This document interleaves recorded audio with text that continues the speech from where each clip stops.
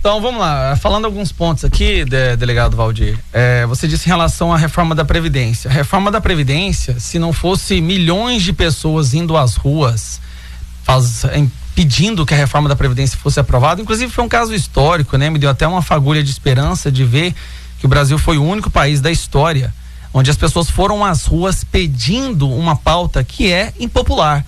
Isso mostra o nível de consciência que a população tem em relação ao estrago que causaria ao cofre público se isso não fosse mudado urgentemente. Você disse assim que o Bolsonaro surfou a onda da Lava Jato. Bom, aí eu discordo diametralmente com você, porque o Bolsonaro não surfou nenhuma onda. Bolsonaro, ele é a onda. Muitas pessoas falam que o Bolsonaro foi eleito pelo antipetismo. Isso seria verdade? Pois é, hoje o PT já não é uma ameaça à nossa Constituição, à nossa democracia, e mesmo assim o Bolsonaro continua com seus 33% de aprovação, e se as eleições fossem hoje, ele ganharia. Isso de acordo com as últimas pesquisas, né? Aí você fala que os filhos do Bolsonaro estão enrascados, estariam todos presos. Eu nunca vi, primeiro.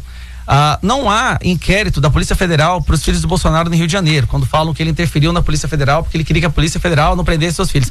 Isso é uma falácia, né? Isso é só para convencer pessoas leigas, porque não há um inquérito da Polícia Federal em cima dos filhos dele.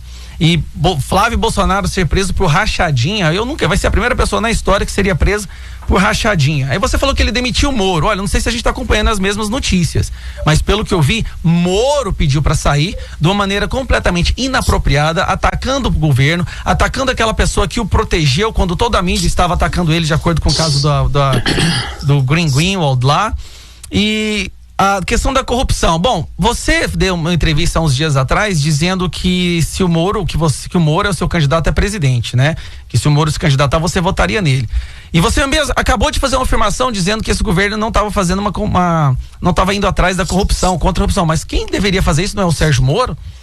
Não era o Sérgio Moro que estava ali na frente da Polícia Federal? E aí eu vi um dado interessante. Enquanto o Sérgio Moro estava no Ministério da Justiça, a própria Associação dos Delegados Federais fez uma carta reclamando de como as coisas estavam indo. A morosidade, que as investigações pararam, que a Lava Jato tinha desacelerado.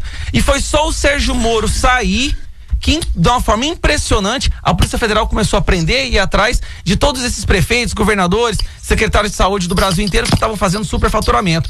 É muito curioso isso, né? Enquanto o Moro estava lá, nada acontecia, todos sabiam do superfaturamento, da indústria da morte, que são agora esses políticos que estão aproveitando a pandemia para enriquecer os próprios bolsos e se preparar para a próxima eleição.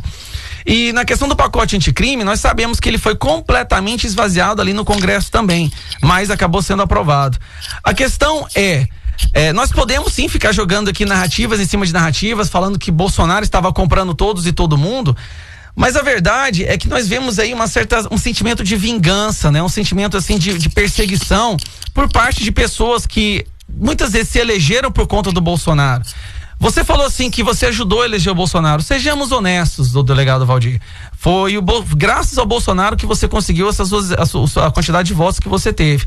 Na sua primeira eleição, você teve 270 mil votos. Você fez o seu primeiro mandato. Você levou o Bolsonaro, como você mesmo disse naquela reunião lá com os deputados, onde você chamou o Bolsonaro de vagabundo, né? Que você iria implodir o Bolsonaro. Eu queria até te perguntar como é que tá o processo de implosão, porque parece que não tá tendo muito sucesso. Mas aí você disse que iria implodir o Bolsonaro, a aprovação dele continuou da mesma forma.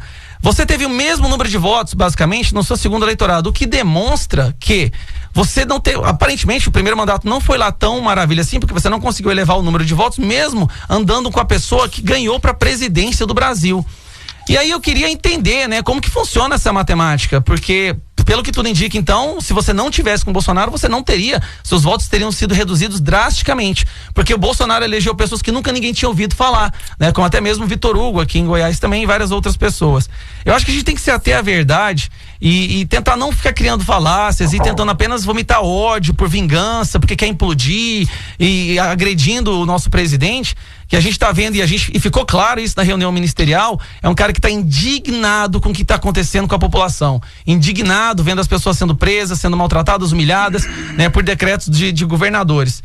Então a gente vamos nos ater aos fatos, vamos falar apenas a verdade aqui.